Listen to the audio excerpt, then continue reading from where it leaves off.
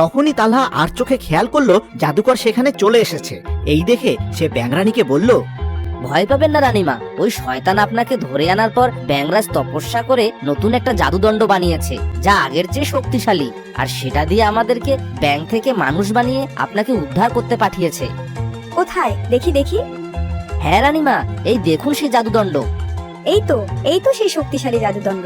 এটাই তো সেটা যার জন্য ব্যাঙরাজ এতদিন তপস্যা করেছে।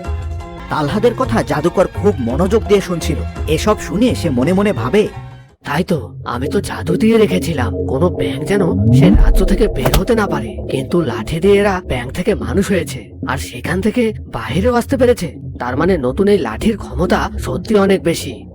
তখন জাদুকর হুঙ্কার দিয়ে তালহাদের বলল, ও আচ্ছা, তোরা তাহলে ব্যাঙ মানুষের রূপ নিয়ে এসেছিস। কই দে দে দেখি আমাকে ওই জাদুদণ্ডটা। বন্ধুরা, পরের পার্ট দেখতে হলে ভিডিওটিতে লাইক করে চ্যানেলটি সাবস্ক্রাইব করে দাও।